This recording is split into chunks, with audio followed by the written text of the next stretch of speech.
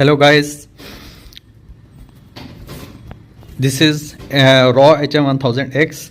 122 came to me in this packing. It was extremely damaged barrel, and someone had you can see someone had machined it and threaded it at both ends. Normally raw barrels are not threaded at both ends. So what I have been told by the user is that since his raw was not working well, he tried to use this barrel in his FX crown. So for that purpose, he machined this barrel at the breech end to accommodate it into the FX crown block. So there are some issues due to all this. The length of the barrel has been slightly compromised, and further it cannot go into the it cannot fit into the raw block. Similarly, it has a bad wall and things like that. So what I had to do, I had to sleeve up this barrel and a transfer port to accommodate it into the block of raw HM1000X so that I could check the barrel. So I wanted to test the barrel for accuracy before I indulge into fixing other issues, which is its valve was bad, its regulator was bad, and many more things, and I had to improve it. Anti-hammer bounce device I had to install, that is called SSG, right? So before making any expense, what I had to do is to minimize the expense and beef up this barrel and install in my own raw. Now you can see the piston of the regulator. It is some cheap kind of plastic that has been used, like Teflon.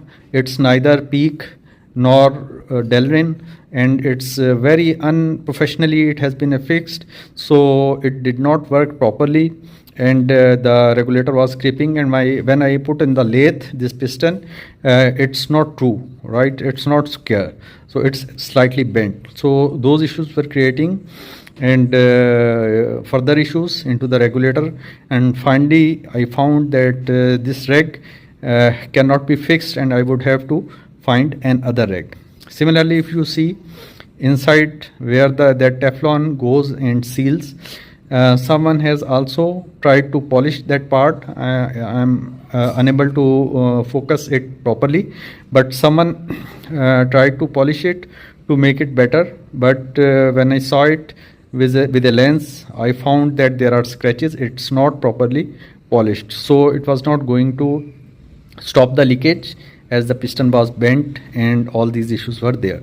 So I decided to install a new regulator instead. Right now you can see the wall is also not in a good condition. It is sticking, and this sticking issue is causing inconsistency and many more issues.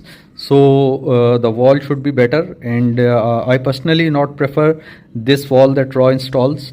I install my own wall that is a bit more efficient and longer lasting. So I had to remove this wall and install my own wall. So because there is no compromise on the wall. You can see that here there is a screw that holds the wall body. It's normally with Allen key, but here someone had ruined the threads, and with a flat screwdriver a larger screw is installed. And you can see in the regulator here the Allen key hole is ruined and a flat head screwdriver is used. So you can see that how poorly everything has been done. I don't know the guy, the tuner who worked on it and ruined everything of this regulator. So you can see that if even some sturdy thing like Raw goes into bad hands, things get worse and worse. Here are some more pictures. You can focus. Now you see I have made sleeved up it, and now I have installed the transfer port. This is rotatable transfer port for indexing, and now I installed this barrel into my own raw. It's not that raw, but barrel is that. Now I found a new regulator, and then I went to my machinist and got it improved as I do on all my raws. Then it works even better than the original regulator. Then I installed it in the client's raw, and with plenum I initially set it at 142 bars.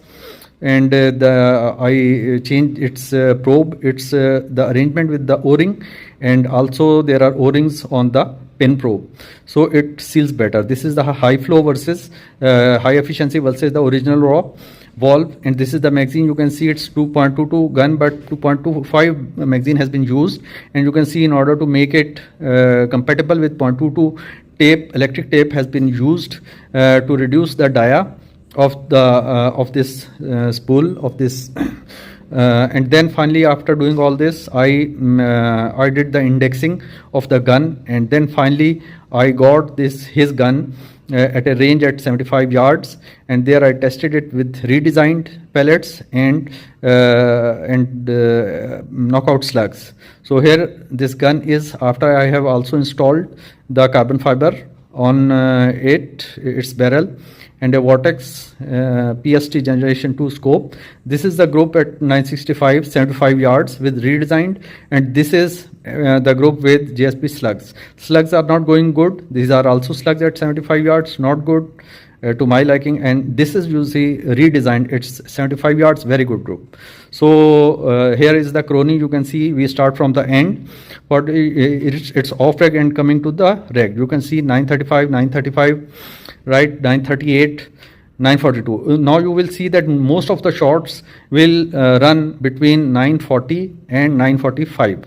So while the projectile I was using, that is GSB knockout 25 grains, and for the slug this level of consistency, to me it's I'm very happy with it. And you can see if there comes any a bit inconsistency, that is due to the weight of the slugs, right, and the dia of the slug. You can see most of the shots are there between 940 and 945.